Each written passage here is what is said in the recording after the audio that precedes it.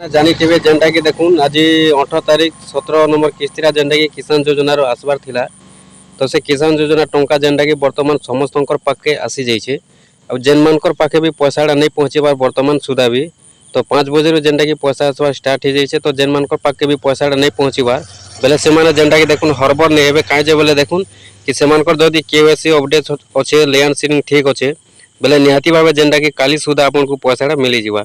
तो जदि आपण मैंने चेक करवा लगे चाहून बेले जेनटा कि पैसा आसला परे भी देखुन कि मेसेजटा नहीं आसबार जेनटा कि मेसेजटा परे भी आईसी। जदि आपण मैंने सब चेक करवा लगे चाहून जदि पैसा आसला न कि नहीं आसबार बेले आपण मैंने जेनटा कि किसान योजना वेबसाइट के जीवे और जेनटा कि बैंक सीडिंग स्टेटसटा चेक कर देबे आपनकर जेन आधार सीडिंगटा आपनकर खाता रे होचे बेले से खाता रे जेनटा कि आपनकर पैसाटा आसी थे जीवन काहे जे बेले देखुन जेनटा कि पैसाटा आसला परे भी मेसेजटा बहुत जल्दी जेनटा कि नहीं आसी थे।